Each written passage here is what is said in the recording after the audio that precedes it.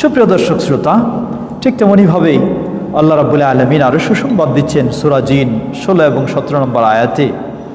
আল্লাহ বলছেন, وَأَنْ لَوْ اسْتَقَامُوا عَلَى الطَّرِيقَةِ لَأَسْقَيْنَاهُمْ مَاءً غَدَقًا।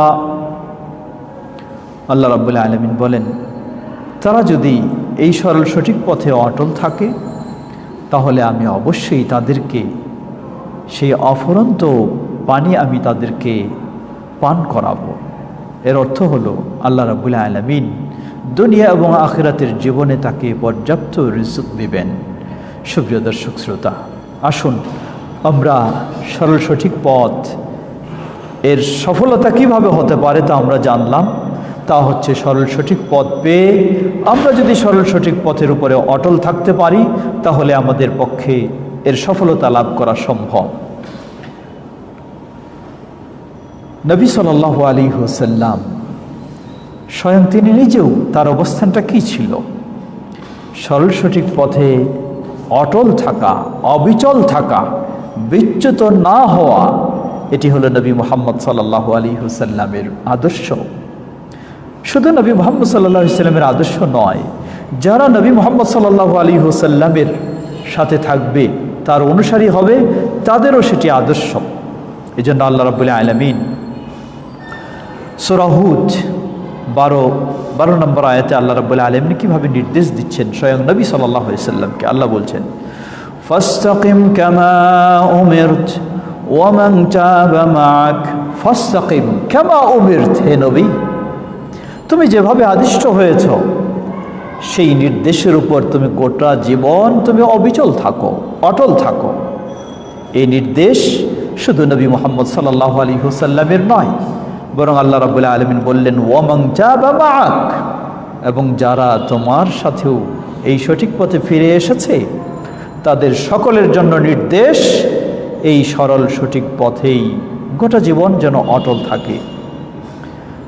যেমনইভাবে আল্লাহ রাব্বুল আলামিন নির্দেশ দিয়েছেন, ঠিক তেমনইভাবে প্রিয় নবী মুহাম্মদ সাল্লাল্লাহু আলাইহি ওয়াসাল্লাম তিনিও একইভাবে সেই নির্দেশ দিয়েছেন।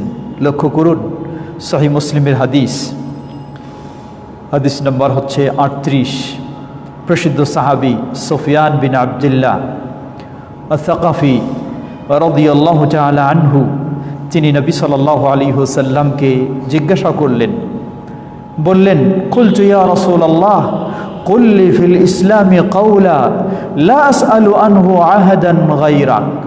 হে রাসূল সাল্লাল্লাহু আলাইহি ওয়াসাল্লাম, ইসলামের বিষয়ে আমাকে এমন কিছু বক্তব্য শোনান, এমন কিছু উপদেশ দিন, এমন কিছু নসিহা করুন যে আপনার পরে যেন আর কাউকে আমাকে এ বিষয়ে জিজ্ঞাসা করতে না হয়।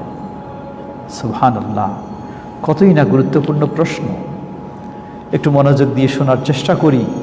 সেই যেমন প্রশ্ন গুরুত্বপূর্ণ, তেমন প্রশ্নের জবাবটা কতই না সুন্দর। নবী সাল্লাল্লাহু আলাইহি ওয়াসাল্লাম এই বিশাল প্রশ্নের জবাব দিলেন মাত্র দুটি শব্দ দিয়ে। নবী সাল্লাল্লাহু আলাইহি ওয়াসাল্লাম বললেন, কুল আমানতু বিল্লাহ সুম্মা ইসতাকিম। বলো, আমি আল্লাহর প্রতি ঈমান এনেছি, আল্লাহকে মেনে নিয়েছি আমার রব হিসাবে, আল্লাহর দ্বীনকে আমি গ্রহণ করে নিয়েছি। সুম্মা ইসতাকিম, অতঃপর তোমার গোটা জীবনে এই দ্বীনের উপরে, এই সঠিক পথের উপরে তুমি অবিচল থাকো। তোমার গোটা জীবন এই সঠিক পথের উপরে তুমি অবিচল থাকো। সুপ্রিয় দর্শক শ্রোতা, লক্ষ্য করুন, নবী সাল্লাল্লাহু আলাইহি ওয়াসাল্লামের নসিহা, নবী সাল্লাল্লাহু আলাইহি ওয়াসাল্লামের উপদেশ একই বিষয়। তা হলো সঠিক পথকে চিনতে হবে, সঠিক পথকে জানতে হবে এবং সিরাতে মুস্তাকিম আঁকড়ে ধরতে হবে। অতঃপর এই সিরাতে মুস্তাকিম গোটা জীবন এর উপরে প্রতিষ্ঠিত, এর উপরে অবিচল থাকতে হবে। এমন নয় আমি সরল সঠিক পথ পেয়ে গেলাম, সিরাতে মুস্তাকিম পেয়ে গেলাম, অতি উৎসাহী হয়ে এমন পথ ধরলাম যার ফলে সিরাতে মুস্তাকিম থেকে আবার বিচ্যুত হয়ে গেলাম। সে বিষয়গুলি আমাদেরকে মনে রাখতে হবে, যে বিষয়গুলি সামনে আসবে, কি কারণে বিচ্যুত হয়ে যেতে পারি আমি এই সরল সঠিক পথ থেকে, সিরাতে মুস্তাকিম থেকে। বিশেষ করে যুব সমাজ, কারণ যুবকেরা যেমনইভাবে তাদের ভূমিকা খুব গুরুত্বপূর্ণ, তেমনইভাবে তাদের বিচ্যুত হওয়ার বিষয়টাও খুব শঙ্কাপূর্ণ। কারণ একদিকে যুবকেরা চলতে চায় আবেগের সাথে, একদিকে যুবকেরা চলতে চায় গায়ের জোরে, একদিকে যুবকেরা চলতে চায় বিভিন্ন তাদের সঙ্গী সাথীদের সাথে, যার ফলে বিচ্যুত হয়ে যাওয়া খুবই সহজ হয়ে যায়। আমরা সে বিষয়টি নিয়েও কিছু আলোকপাত করব, অতঃপর ধারাবাহিক আমরা সে বিষয়গুলি বর্ণনা করব ইনশাআল্লাহ। লেখক হাফিজাহুল্লাহ তিনি এরপর একটি গুরুত্বপূর্ণ ছোট্ট কথা স্মরণ করে দিয়েছেন অল্প কয়েক লাইনের মধ্যে। আল্লাহ রাব্বুল আলামিন তিনি বলছেন যে সিরাতুল মুস্তাকিম ওয়াহিদ ওয়া সুবুলুন কাসীরাতুন মুআউইজাতুন। সিরাত মুস্তাকিম অনেক না, 5টা 10টা বা 100টা সিরাত মুস্তাকিম তা কখনো নয়। সিরাত মুস্তাকিম হলো মাত্র একটি। ওয়া সুবুলুন কাসীরাতুন মুআউইজাতুন, কিন্তু বক্র পথ, বাঁকা পথ হলো অনেকগুলি, অসংখ্য। আল্লাহ রাব্বুল আলামিন স্বয়ং নিজেই তিনি এই ক্ষেত্রে আমাদেরকে সতর্ক করেছেন। এই অসংখ্য বাঁকা পথ থেকে মুক্ত থাকাই হলো সঠিক পথের সিরাতে মুস্তাকিমের উপর প্রতিষ্ঠিত থাকা, বিচ্যুত হতে মুক্ত হওয়া। আর অসংখ্য বাঁকা পথে পা বাড়ানোই হলো সঠিক পথ থেকে, সিরাতে মুস্তাকিম থেকে বিচ্যুত হয়ে যাওয়া। আল্লাহ রাব্বুল আলামিন কতই না সুন্দরভাবে আমাদেরকে বিষয়টি স্মরণ করে দিয়েছেন।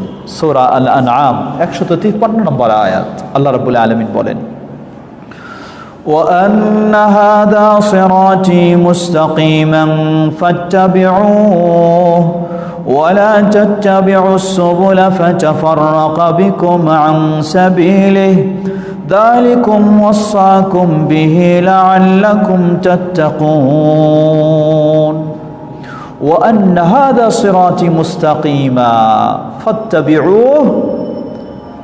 আল্লাহু আকবার। বললেন وَأَنَّ هَذَا صِرَاطِي مُسْتَقِيمًا, জেনে রাখো এইটা সামনে যা দেখা যায় এটাই হলো আমার সঠিক পথ, নির্ভেজাল পথ। ফাত্তাবিউহ, এই একটি পথকেই তোমরা অনুসরণ করো, হাজার পথ নয়, শত পথ নয়, একটি পথকেই তোমরা অনুসরণ করো।